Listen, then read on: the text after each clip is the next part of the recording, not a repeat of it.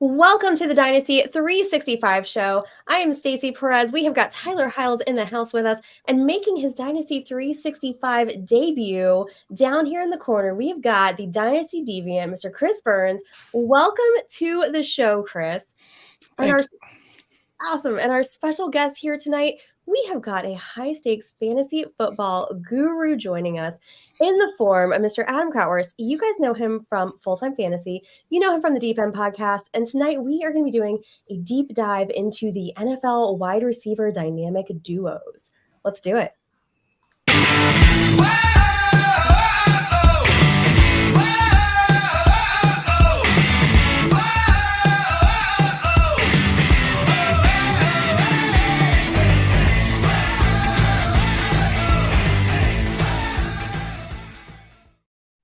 All right, everybody, run on over to that subscribe button on YouTube. If you haven't hit it already, please do so.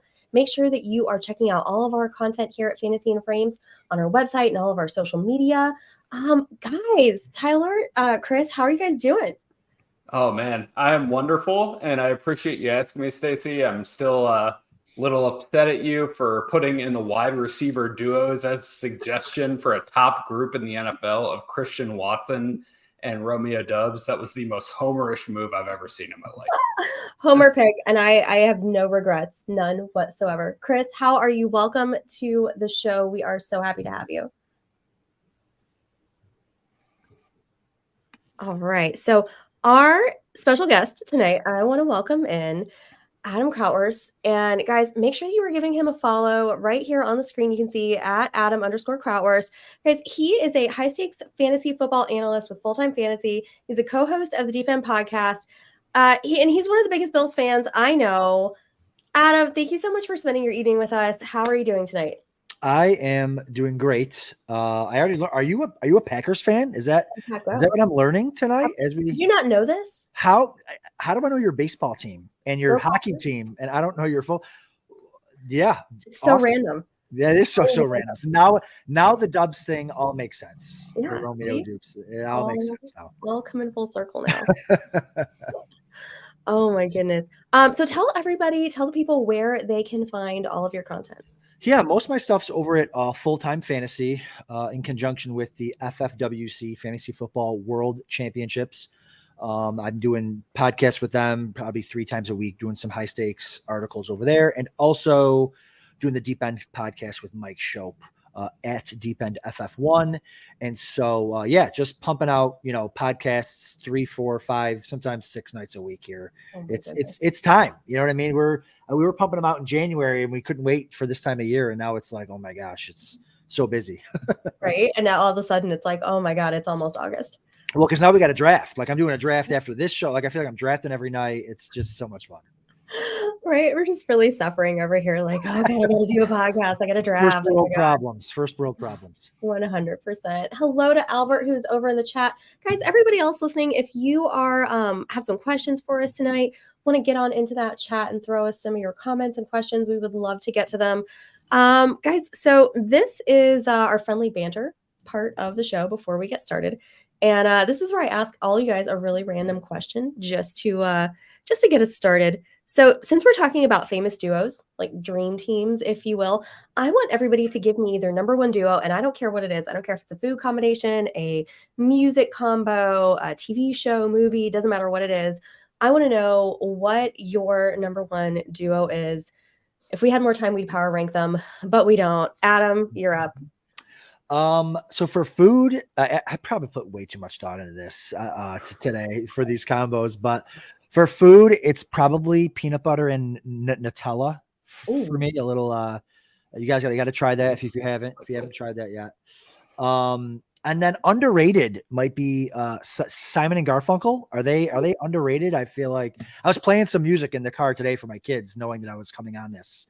I'm like, guys, listen to some Simon and Garfunkel. Let me know what you think. And they were not into it, but I am a big fan. I love it. That's the 80s kids over here. We'll know exactly what you're talking about. Yes. Chris, what's your number one duo? Okay, so my number one duo, if you think back in the day, like in the 90s, great movie, they were just a power couple. Like they just work perfectly together. I mean, some people might say they were a little dumb. They did some stupid things, but just when you think they couldn't possibly be any dumber, they go and do something and totally redeem themselves. I got to say my favorite duo is Lloyd Christmas and Harry Dunn. I mean, these guys are animal lovers, humanitarians, travelers. I mean, it gets no better than them for me.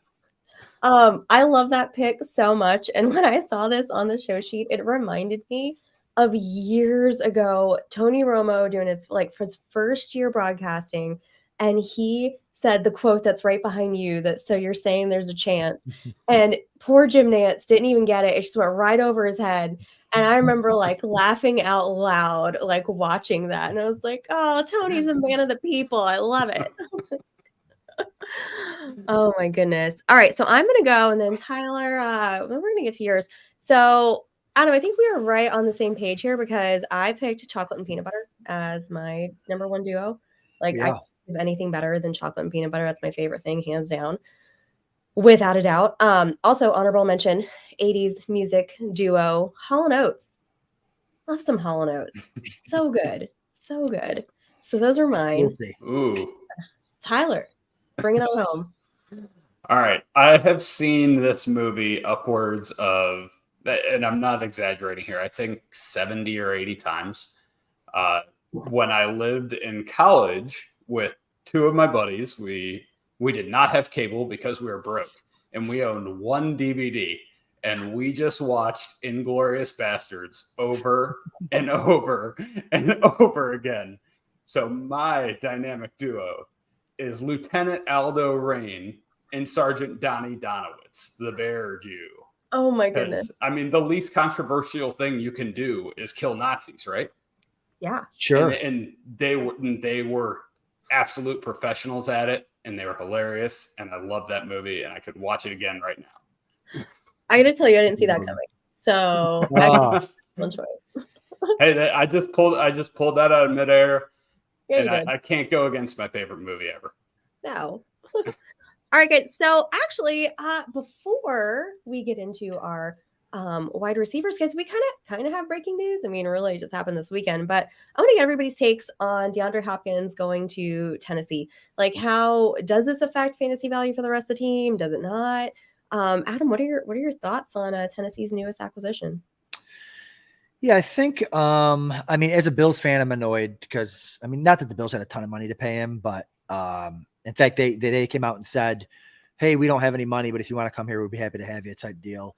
But it's just another guy that says, he wants to win, but he really just wants to get paid, which is fine. Wonderful. Go get paid. But I think the biggest loser here is probably Chig. Mm-hmm. I think because he had an opportunity. People were taking him as a top 12 tight end in drafts. And then people were, he was a guy that had a lot of potential targets. I mean, if you're projecting this team out, Chig had a bunch of targets coming his way. I think he loses a ton here. Hopkins working the short to middle part of the field. So I think he probably gets hurt the most.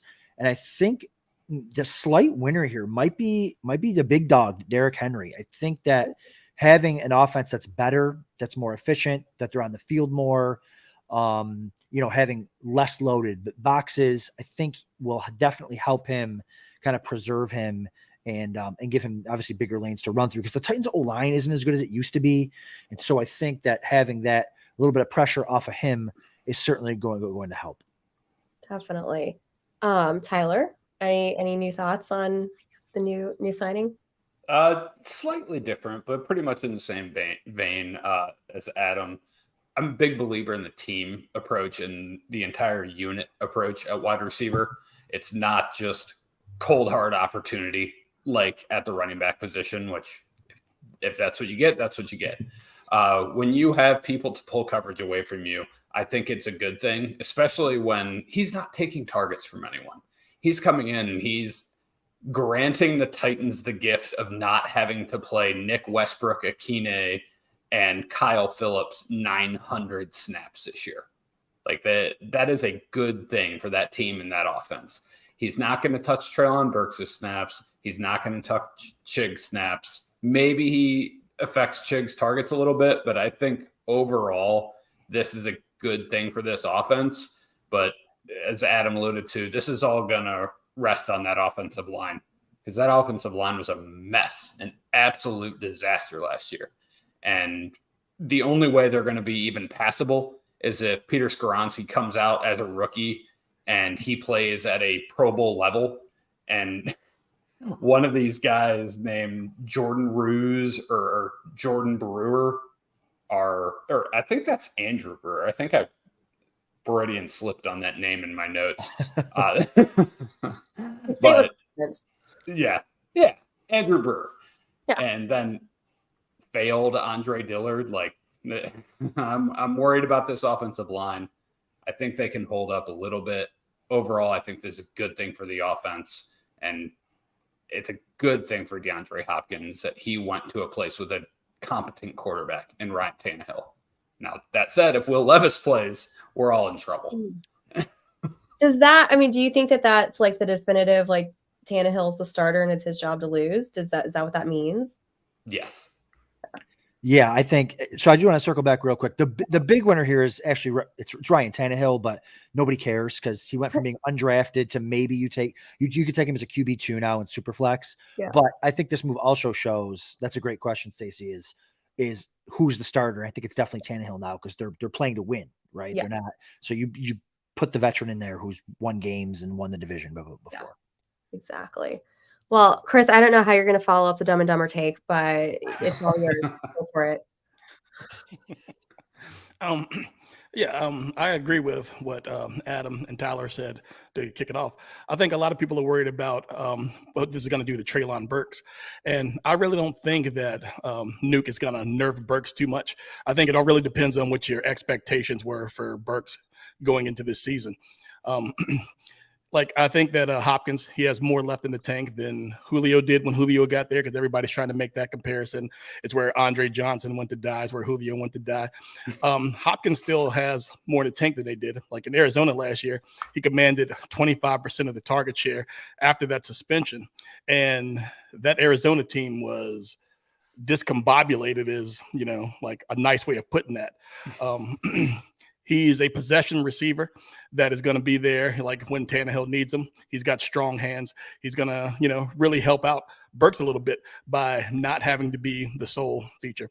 I do think that if anybody is, knocked down a little bit, I do think it's Chig because, that offense, Vrabel and the way they do things, like they want to control the game, time of possession. They want to run the ball. I think it helps Henry out a lot because the last few years, there's been so much tread worn off his tire by so many carries, so many beatings. I do think that now they have a true possession receiver, and then Burks can operate, and then they have the other pieces that can help out a little bit, that maybe they can become a little more balanced and put the ball in the air a little bit more instead of just handing off to Henry so many times a game.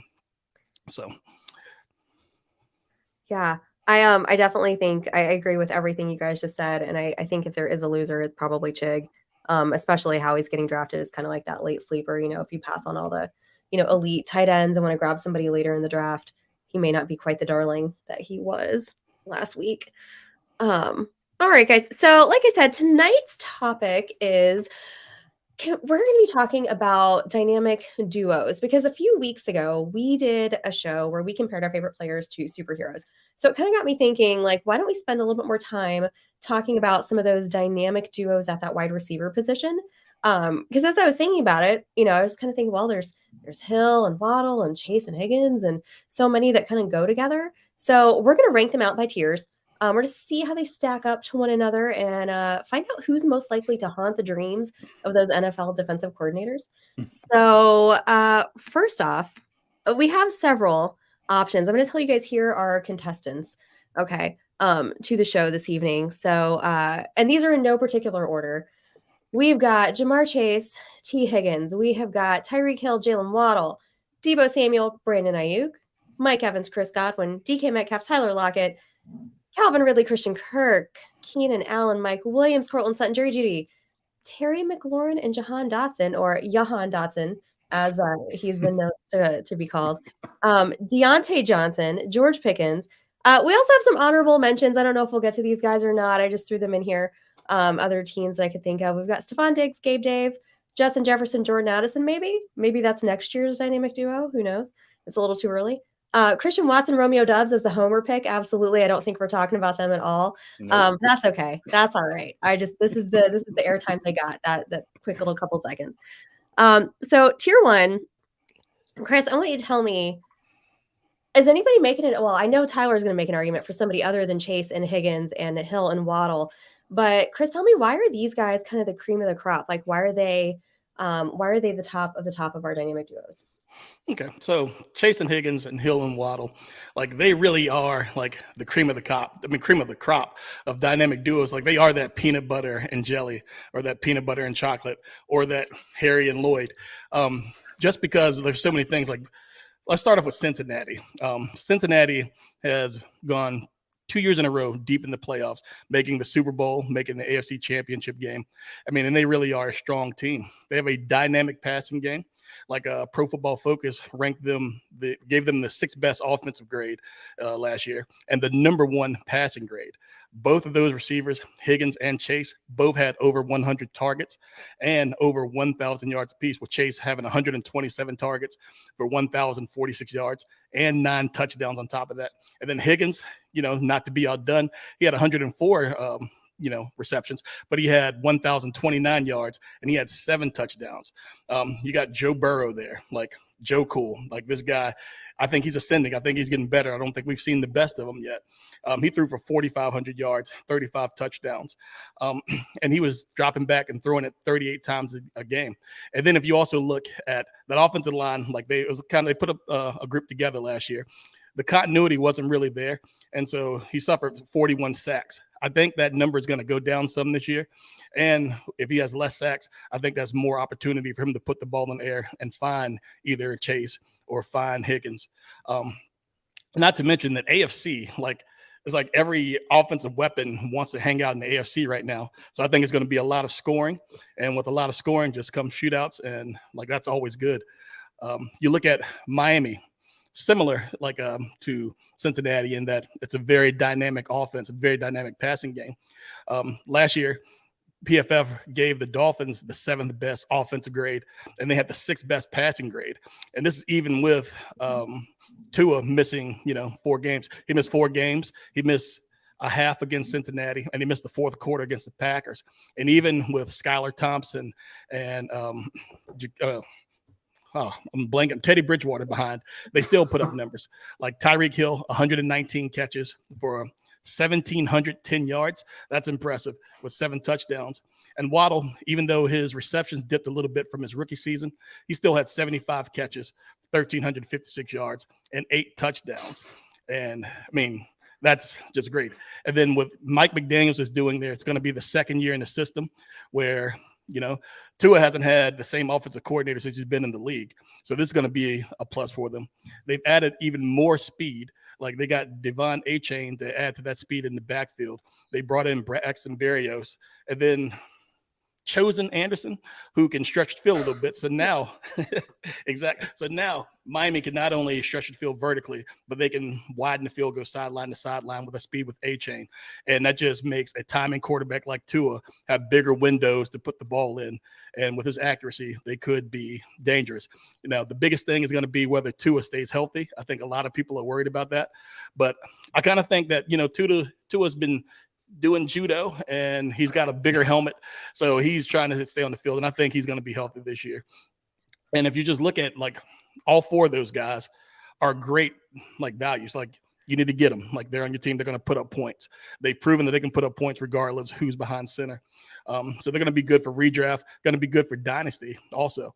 And the biggest thing in Dynasty, if you're thinking about it, Tyreek might be the one that if you're looking to get out from him, that he would be the one that you think about. He already said that he plans on playing for 3 more years. And I still think that he could be highly productive for another 2 years. So if you want to, and he's getting older. So if you wanted to move on, that would make sense to do. Also with Miami has pushed all their chips in when they made that deal for Tyreek. So that bill's coming due very soon. They paid the money to Tyreek. Tua's coming up for his extension, for his contract after his 5th year. And on the defensive side, there's Javon Hollins, Christian Wilkins. There's so much money that has to be paid out very soon. So Miami's window, I think, is a lot smaller than Cincinnati's is. So if you wanted to move on from Hill, it wouldn't be a bad idea to do that as long as you get something back that's comparable. Like if you get a young wide receiver who's ascending that you can put in his place plus some picks, I wouldn't be crazy about that. But if you can't get what you need for him, I'd keep him also. But because of those reasons right there, like I think those guys are primo. Absolutely. Gator J jumping in here saying if Tampa had a competent QB, Evans and Godwin might be in this conversation. Maybe, but they do not, in fact, have a competent QB. So they are for another day. So, Tyler, you wanted to make an argument to put A.J. Brown and Devonta Smith in this top tier category too, didn't you? I did. It's funny Gator said that at this time. I had to take a step back because I looked at this and I'm like, damn it, Mike Evans and Chris Godwin are tier 1. Mike Evans doesn't get enough respect for what he's done. And I'm like, wait, hold on. we're talking fantasy value here.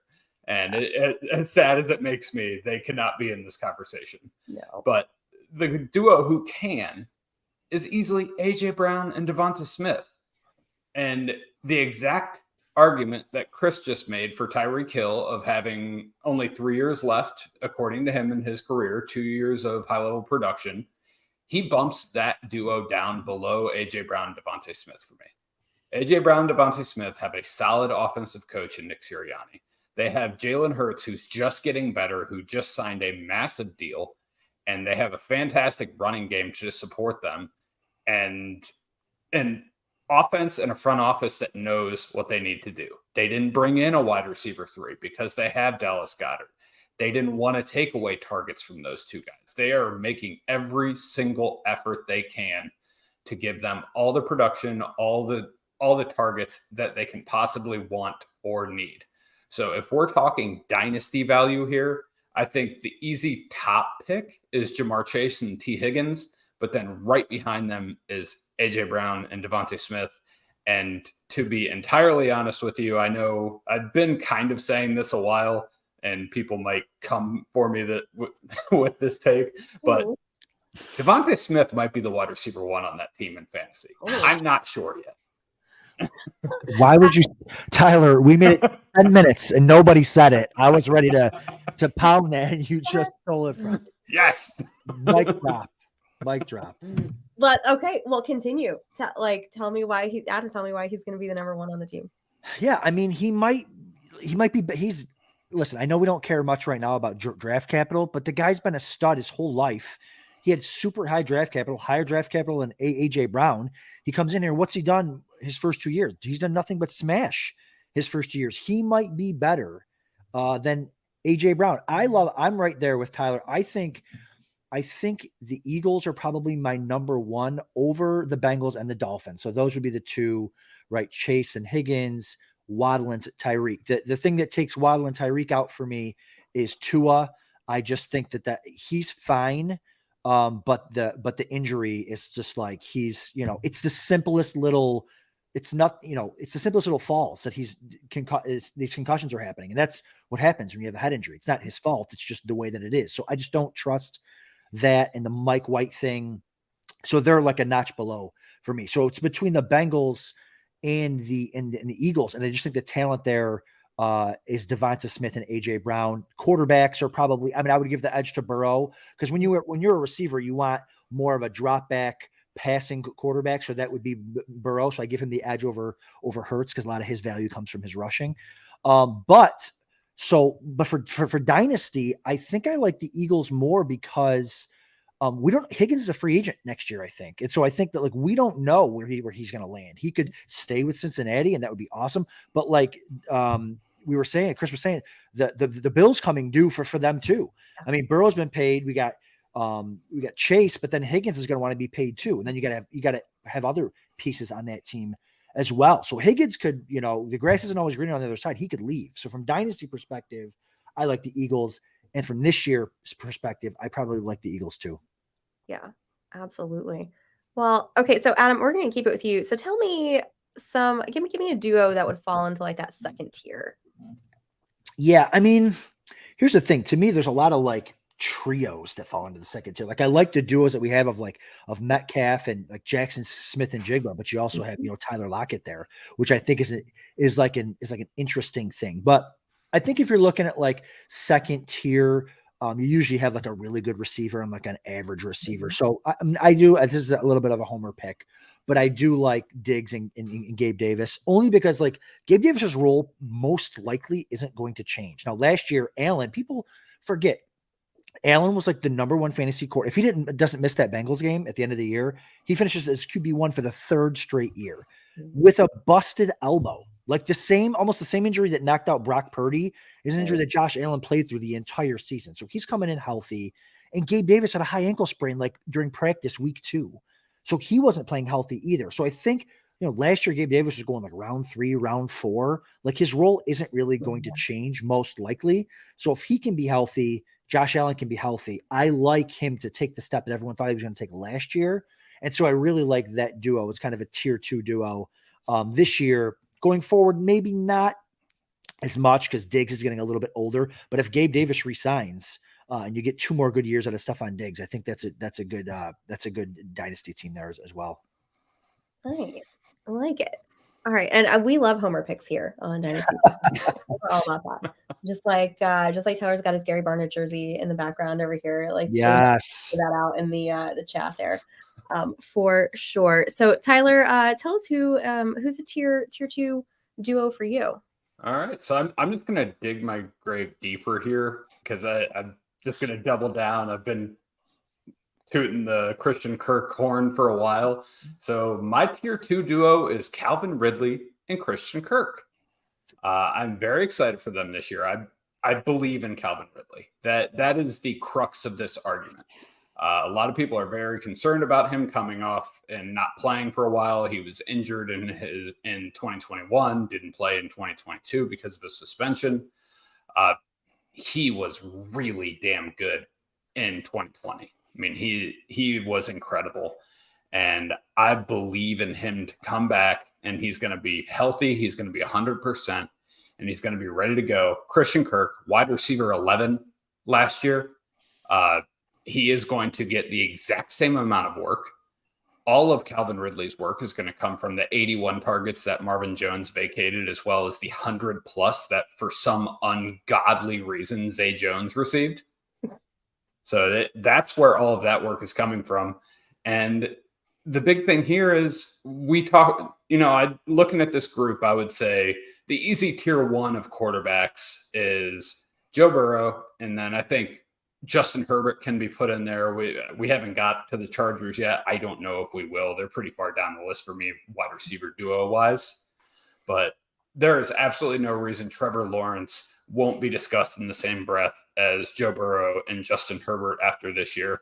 And he is going to be plenty capable of supporting at least a wide receiver 1, another wide receiver 2, and a tight end with Evan Ingram, who just signed his 3-year, $41.25 million deal. So I am very excited for these two, as well as the ground game in Jacksonville. Tank Bigsby coming in, giving that offense a more well-rounded feel to it, and letting Doug Peterson really, really get down to it and show you why he won a Super Bowl in 2017. All sorts of Philly connection over here. You got your Eagles stuff, then you got Peterson over there.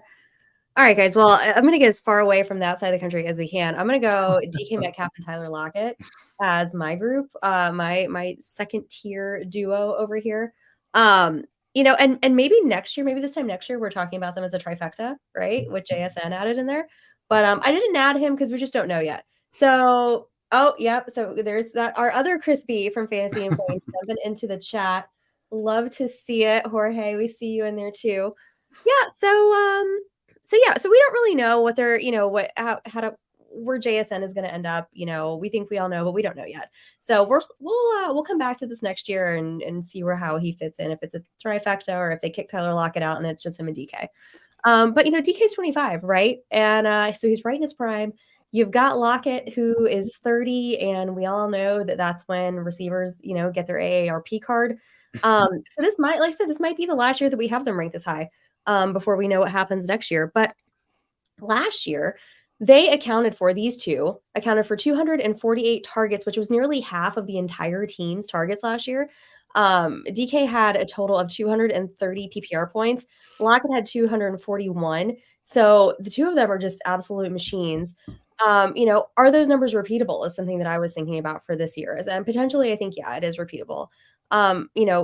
Because let's not forget, right? Last year, everybody left Seattle for dead after Wilson left, right? So nobody thought that they were going to do anything. And now they've had a whole year, like another year to kind of get in that offense with, Geno Smith. They're just, and I think it just really shows how talented they are by the fact that they did so well last year after everybody was counting them out. But I also have kind of a devil's advocate argument here for them as well. Against them really. But with JSN, right? So we have great talent. He's definitely going to demand some targets. Where are those targets going to come from? Right? Probably not right off the bat because we know, it takes some time for rookies. But eventually, the next highest target person on the team was Noah Fant. So we had 63. And then it was Marquise Godwin and Will Dissly, both in the 30s. So I can't help but think he's not going to be taking some of those targets are going to have to come from Lockett and Metcalf a little bit too. So I think tier 2 is probably as high as I'm willing to put them right now, but I think that's a good spot for those two at this point. I just looked at the Seahawks targets from last year, and it just threw up in my mouth a little bit. Noah Fant, 63, Marquise Goodwin, 42, Will Dissly, 38, Kenneth Walker, 35, Colby Parkinson, 34, DJ Dallas, 19. Good God. Oh, yeah.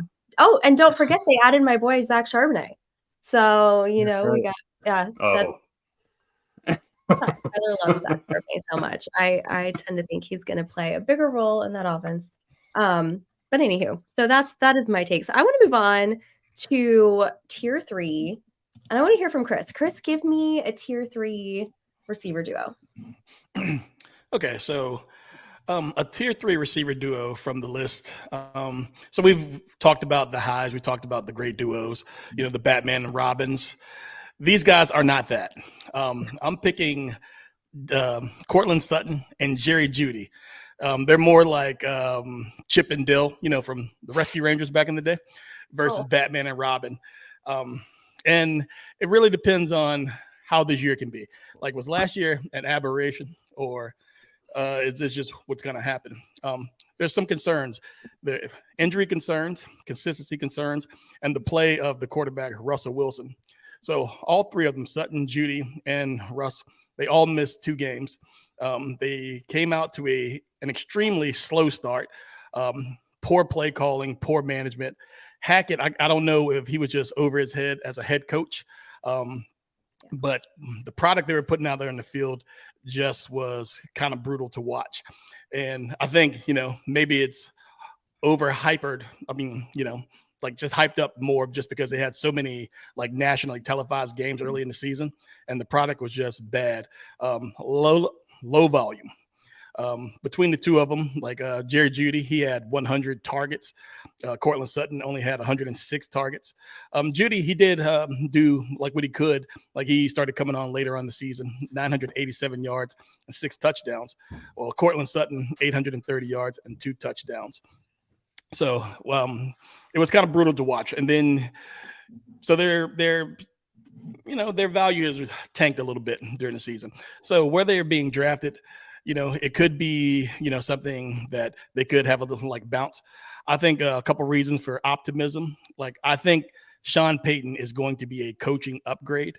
Like I said, we've seen how bad that Hackett was, that he didn't even make it, completely through the first season, especially after that embarrassing loss against the Rams, the game that got him fired.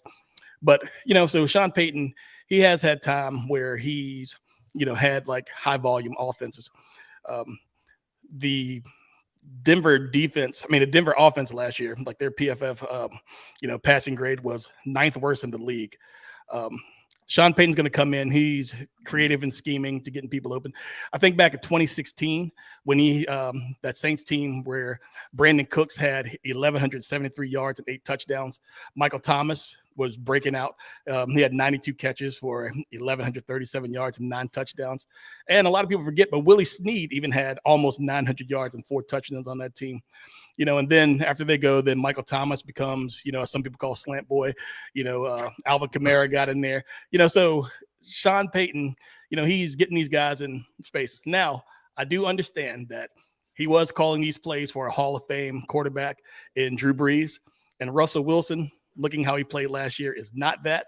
But I do think that some pride has to come in there, and Russell Wilson has got to play better than he did last year. And I think that Sean Payton is going to be the guy that can unlock that. But I think Russell Wilson needs to understand that at this juncture, if it comes to him or Sean Payton, I think he's going to be the man on the short end of that stick. He tried to play that move in Seattle and it didn't work. And I definitely don't think it's going to work in Denver, after all they gave up to get Payton to even come there. But Javonte, he should be back from injury. They're saying he's ahead of schedule. Samaje Perine, he's joined there. So, that run game, they might have a little more balance than they did last year at the end after Javonte went down. And they do have a good young defense that has some talent.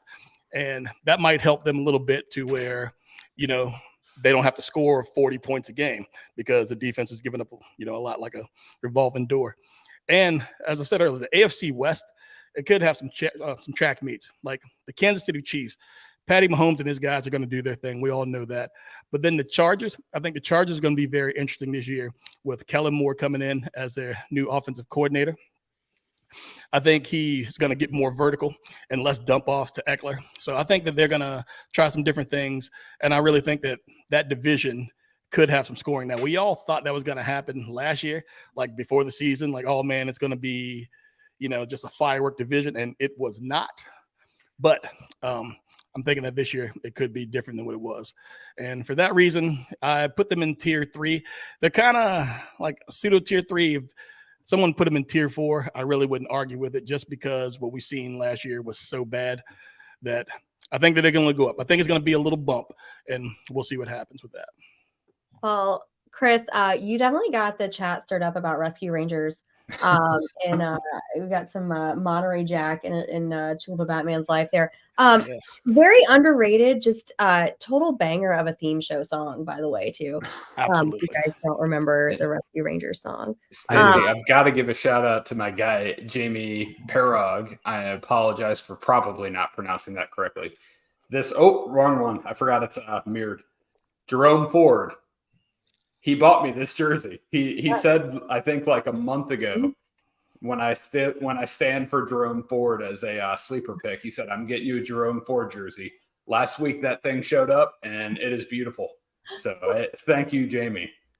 Nice. So Drew wants to know that he thinks that we're just a few duos away from getting to Cooper Kupp and Van Jefferson. Yeah, there's a few tiers away from that group.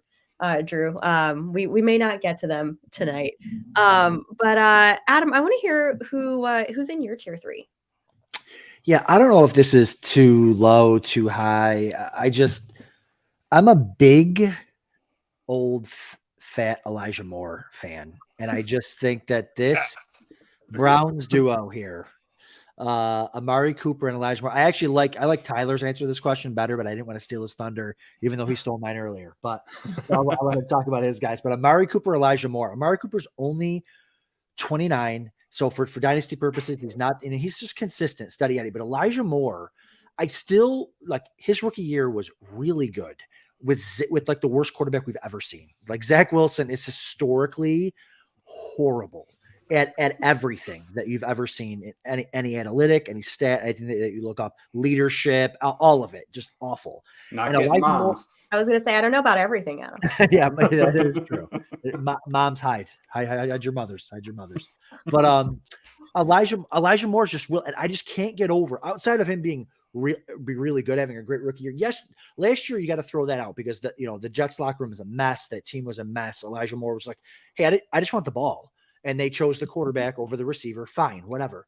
But I can't get over the video of I think it was him and maybe AJ Brown when he got drafted. And AJ Brown is crying, telling Elijah Moore that the world's about to find out that he's better than AJ Brown and DK Metcalf because they all played college football together. So That was a really cool video. If you haven't seen it, it's on YouTube. But I think Elijah Moore's a lot better than we remember, or a lot better than people think. So I think this is like a duo that might pop this season. Deshaun Watson, if he can get, let me just say, if he gets back to where he was 3 years ago, Deshaun Watson, Elijah Moore could be, the Will Fuller in that offense, and he could absolutely smash. So I kind of like to get on that train now, and you can get him really cheap in Dynasty and in Redraft. So I think that's it. He's a guy that I want to buy now. I love it. I know Tyler's so excited now. I got so jacked up. That's right. Well, okay. So Tyler, tell us about your picks. So my guys, again, approaching this from a dynasty value perspective, and who would I want? I mean, I feel like this is kind of disrespectful, but it's just because Jameson Williams hasn't been around and isn't going to be around to start the season. But Amon-Ra St. Brown and Jameson Williams are my tier 3 duo. We still, I don't understand it. We still don't want to give Amon-Ra St. Brown his flowers. Give that man some flowers, all right? He's been one of the most productive receivers in the NFL. At every statistic you look at, not just counting stats, but EPA, efficiency statistics. He was number 8 in the NFL in EPA, in total EPA last year. That's expected points added. So it's essentially just overall efficiency. And he's incredible. He's been a wide receiver 1 pretty much every year of his career. I'd have to go fact check that. But Jameson Williams is going to come in after his 6-game suspension for betting on whatever the hell it was, stickball. I don't know. At the Lions facility, but the Lions did not make any real investments at wide receiver, and you can tell a lot from what teams think by their actions, and they did not feel the need to go out and get another receiver, and that is a vote of confidence in Jameson Williams if I've ever seen it. Jared Goff played like a top 10 quarterback last year, so they drafted Hendon Hooker. At the very least, they're going to keep Jared Goff. If they don't keep Jared Goff, it's because Hendon Hooker looks so good and they feel so good about him that he's going to play well. So I feel good about their plan at quarterback. They have one of the best offensive lines in the NFL, one of the better running games in the NFL. I believe in this offense, and Amon-Ra St. Brown and Jameson Williams are both 25 or under. So that age and the longevity of their value, I'm all for it. So I'm all about them. Hey, Tyler, I have a question for you. Yeah. Do you think Amon-Ra, the sun god, do you think that he's putting a hex on anybody who catches the ball in Detroit? So he comes there as a rookie. Everybody on the team is hurt. Hopkins, he caught a couple balls. He got traded. Jameson Williams comes in. He's a first-round draft pick. He's high. He doesn't play but one game last year. And then everybody there just keeps getting hurt and hurt. Last year I said that if something about anybody who plays with Amon-Ra can't get on the field, and my Achilles hurt for 8 months. I mean, are you worried that Williams would never get on the field with, Amon-Ra, like putting that hex on everybody? Are you saying he's going to Nancy Kerrigan, Jameson Williams? Oh my God. I hope not. No, I'm not concerned about that. I just hope he doesn't do it to Gibbs. I have a lot of Gibbs. I don't need that to happen. No. Crispy says that Williams bet on cheese wheel racing. I hope that is true. And I want to know what website you can bet on cheese wheel racing. Find that out for me right away, please. Oh my goodness. I mean, I bet on the hot dog eating contest on 4th of July. So anybody else want to join in that level of degeneracy, just come on down. Wait. All right. What was the bet you laid down? No, it was you could do over unders on Underdog for okay. Did you what was the over under set at for Joey Chestnut? Dude, I don't remember this like July 4th, man. I have no idea. Did you win? I know I didn't win anything because I picked the overs. Yeah. So I won nothing. Anywho, we don't need to talk about that anymore. All right, tier 4. All right, guys. So I'm gonna see if you guys can guess who this not quite so dynamic duo is that I'm talking about here. So neither one of these guys made it over 900 yards last year. They only had 4 touchdowns between them. Their combined numbers didn't even account for even close to half of the targets for the entire team. In fact, their team's tight end actually was second on the team with targets and receptions. Do you guys have any idea who I'm talking about? Anybody? I know. Don't look at the show sheet. Don't look at the show sheet in the chat. I've already looked at the show sheet. That's true. You don't look at the show sheet. We know that is 100% true. All right. No thoughts? Okay. Well, Deontay Johnson and George Pickens, unfortunately. So Steeler fans, I feel like there is room for hope because it can't get any worse than it did last year, right? I mean, I guess it could, but it shouldn't get any worse than it did last year. Yeah, but neither guy had over 900 yards, right? The only 4 touchdowns that came between them was all from George Pickens, right? Famously, right? Deontay Johnson had 0 touchdowns. I mean, I think he has to get at least 1 this year, right? I mean, at least 1. I don't think he's going to get 0 again. Has to. I could be wrong, but who knows? So to put this in perspective, total together between the two of them, they put up 330 fantasy points just between the two of them. Do you guys know that there is a receiver that we've already talked about tonight who's outscored that combined number in fantasy points? I believe it. Yeah. Any guesses? Chris, you're going to know the answer to this. Tyreek Hill. That's right. Tyreek Hill put 332 total PPR points last year. Listen, I love Pickens. I love his aggression. I love his confidence on the field. I think he's so much fun to watch. But man, like, I don't really think that it necessarily showed like dividends with his production, right? So his tight end, Patty Fries, right? Second on the team with targets and receptions. He had 96 targets, 63 receptions. I don't necessarily think that that's great news for Pickens, right? I mean, Patty Fries is still there. Right? Currently, Pickens is being ranked 25th receiver overall, 49th player overall, according to our Fantasy and Frames Dynasty consensus rankings that you can find over on our website. And, they still have Tiny Hands Pickett under center, right? They didn't bring any other, I was going to go with the hands with the Steelers. Come on. You guys knew that was coming. Maybe he improves in his sophomore season. I don't know. I mean, he has another year to really gel with the offense. I mean, Matt Canada's still there.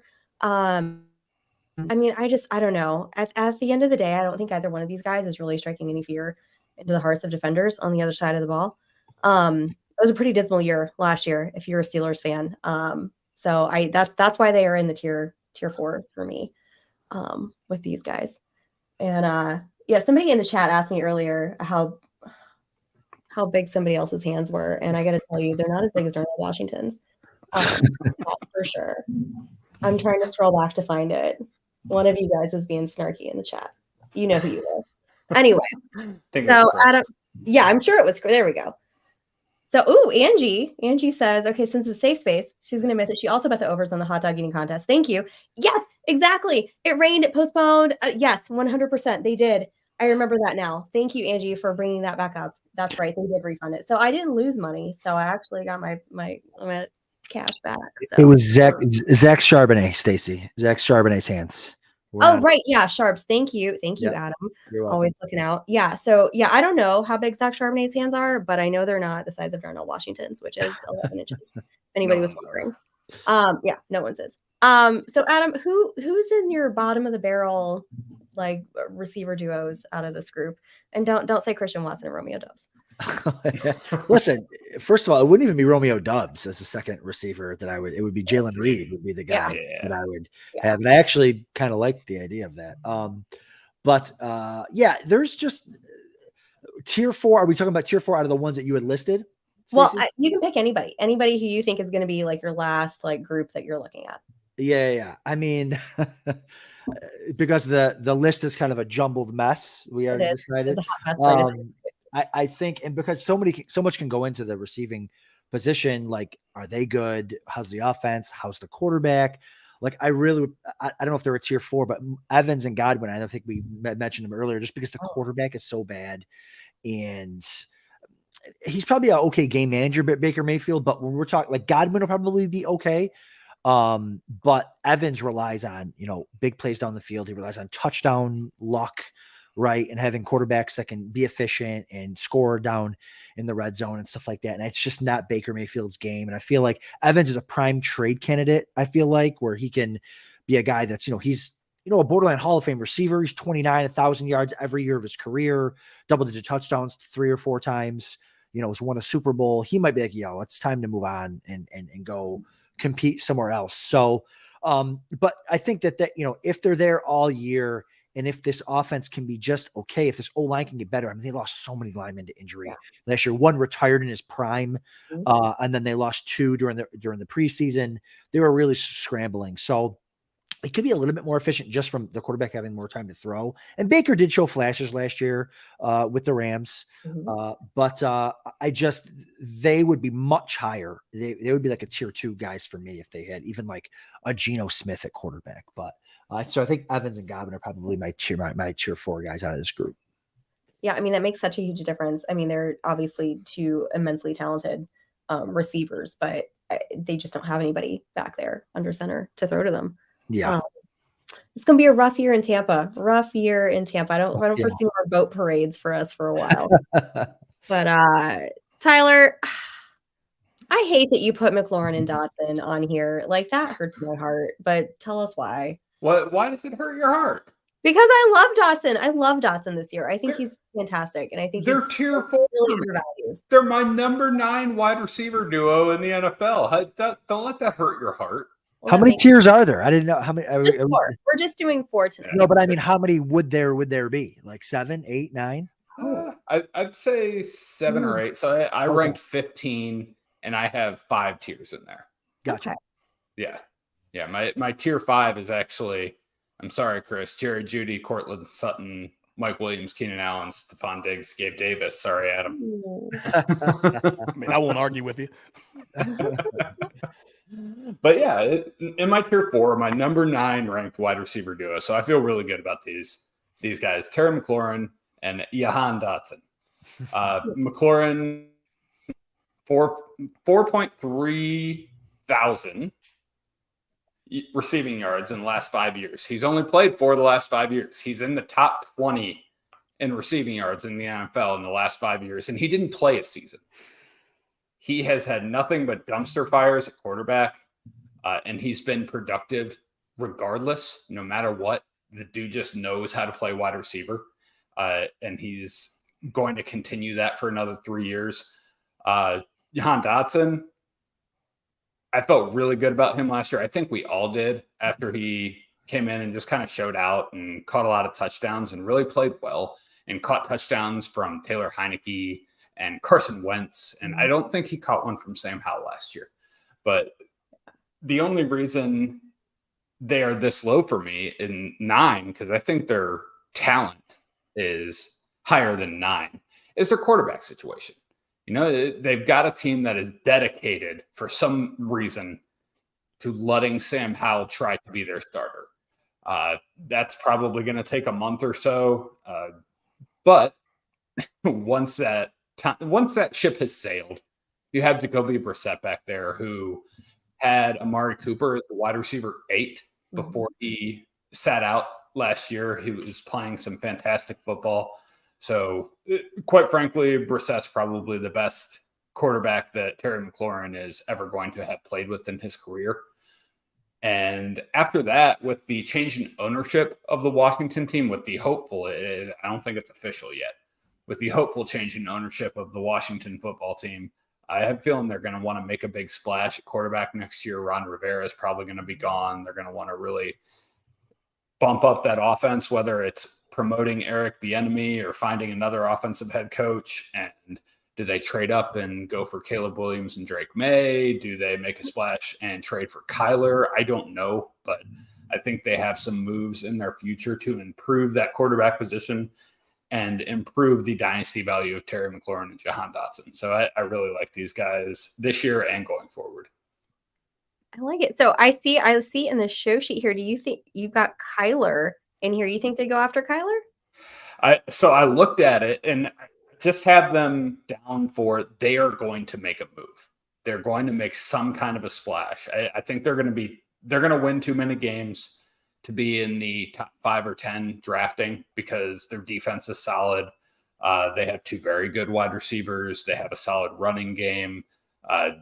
And quite frankly, the NFC East outside of, Philly and Dallas, Philly's great. Dallas is hot and cold with division play, and the New York Giants vastly outperformed what they should have last year. So I think the Washington football team has a real shot at going 500 this year and kind of messing up their draft spot. So if they put themselves out of range, I don't think it's out of the question for them to go for Kyler, especially since the Cardinals are going to be hot garbage. I'm glad you ended with garbage.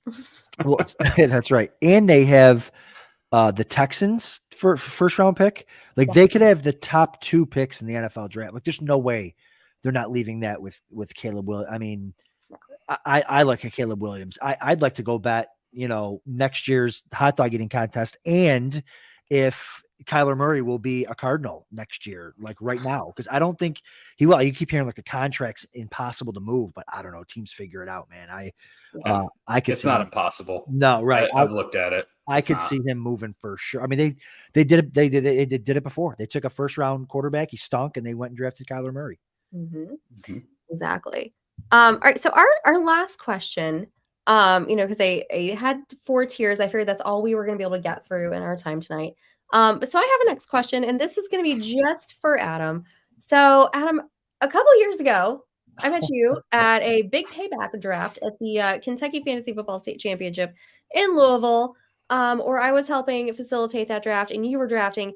And do you remember the draft pick that you pulled out of thin air that we had to write on a sticker? Do you remember who that was? I do. It was Alex Collins. Yes. If I remember correctly. That's right. I had to go back and look up the Seattle depth chart because I could not remember his name. I knew it was a running back from Seattle. That's all I could get. So I want you to give us before you leave us tonight. Tell us who is another guy that you got stashed away, ready to be a write-in in one of the last rounds of your drafts this year. He's probably not going to be a write-in, but he's super late. I love Sean Tucker. Running back from Syracuse. I think he's probably better than Rachaad White. I'm just going to throw that out there. If it wasn't for the heart condition that he had in the pre-draft, he would have been a 3rd round pick all day long. He was awesome at Syracuse.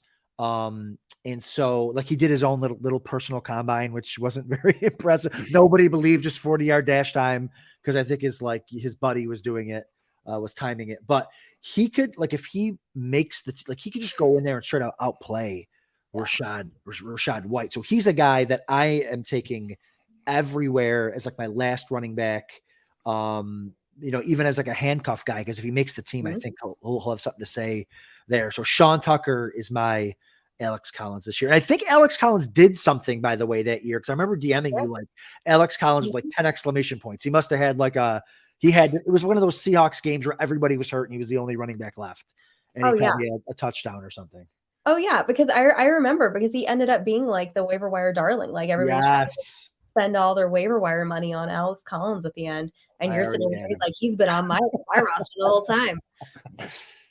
But I think you just made Drew's day. Drew is so excited with the Sean Tucker pick. Totally. Yeah. It says you are a genius. What a guy. Absolutely. Well, Drew is absolutely right. Oh my goodness. Yeah. All these, look at this. Just they love you in the chat. They know all about Sean Tucker. Take him in Dynasty, take him in redraft at the end. The only reason he's as high as he is in ADP on the sites that I'm at is because I'm the one taking him. And all these every draft I'm in, I'm taking him. Because you can always drop him. If something, whatever, he's a 17th round pick. If he doesn't cut it, let me just put it this way. He's not going to not cut it because of his talent. It'll be a heart condition, which will be unfortunate for him. But talent-wise, he's awesome. So, yeah, Adam, what do you say to those that say Sean Tucker's final year at Syracuse, it looked like he didn't really know how to play the running back position? Because I am that person. I don't have anything on the tip of my tongue to say that he didn't, but I think that he might have. I saw him live. So I'm from upstate New York. I'm a little bit of a homer there with this situation, but I saw him live, and the times that I saw him play was great. Some of the film stuff that I've seen, I say is great. I would love to hear, if we have time, the short version of why he's not good, because I would certainly can consider it. Okay, so mine was a very short version. I watched all of his film, and I actually had this discussion with Drew. I watched all of his film from his final year. Drew asked me if I went back and watched the seasons before that. I did not. Apparently, that is part of the value of Sean Tucker, is going back and watching his earlier years. However, in his senior year, it looked like he didn't know how to hit a hole. He was bouncing everything to the outside. It looked like he was jittery. He was scared to hit the hole. I mean, he caught the ball fine. It didn't really jump out at me. My entire argument is based off of just watching him play his senior year and just being scared to hit that hole, being scared to turn the ball upfield. And when he did get hit, he just went down. So that is my short version of my argument. Are you a big? Sorry, I don't mean to take over here, Stacy. This is the host in me. We can go as long as we want tonight, guys. Are you a big Rachaad White guy? Like, are you, or do you think that like there's some room there for Tucker to just win the job? There has to be room. Rachaad White's fine. Like he's an athletic guy. He's a bigger running back. Yeah. He didn't do anything to excite me. So that position is wide open. That's my thing, is like, I've seen some promise there from Tucker, and just Rachaad White doesn't really impress me. Like, I feel like he's a bet on volume guy, which is always scary. Like, you normally would have bet on talent. Betting on volume can be scary. And again, they could sign Zeke Elliott or something, or bring Lenny back, and then Sean Tucker that would be bad. I would probably stop drafting him there. I'd just wait to pick him up as a free agent if something happened. Yeah, you're not worried about Chase Edmonds? I was going to say no, absolutely not. Absolutely not. Sorry, Chris. sorry, Chase, if you're listening. Right. Oh my goodness. No, I love it. So Adam, I just want to say huge thank you so much for spending your night with us. Guys, make sure if you are not following Adam, go ahead and do that right down here on the bottom screen. You can see it's at Adam_Krutwurst. Guys, before we go, Adam, tell us a little bit about what you're working on right now. Yeah, right now we're going through our divisional projections over at Full-Time Fantasy. Sean Childs is like our and Jody Smith are our big projections numbers guy. So we're going through all the division by division. Let's say Wednesday night we'll be going live and doing the AFC West, which is an exciting one. Last week we did the AFC South, I think, which was awful. But the AFC West will be super fun this week, division by division. So that's mostly what I'm doing there. And then the deep end with Mike Shope, we're doing a lot of live drafts, high stakes drafts. Having a lot of high stakes guests on just to talk about their process and stuff like that. So super busy, super fun stuff. And obviously I'll be at the expo. Hope you guys will be there. I'll be in Vegas. I'll be in Kentucky. Yeah. So big month coming up here. I know. Yeah, we've got a lot planned coming up pretty soon here. So definitely going to be fun with doing all those drafts. So guys, make sure to follow everybody on Twitter. You can see all of our handles up here. I'm at Stacy_Perez83. Tyler is at FF Tyler Heil. And our Dynasty Deviant down here, Mr. Chris Burns. You guys can find all of us online. Make sure you are subscribing on our YouTube channel. Guys, we'll see you all next week.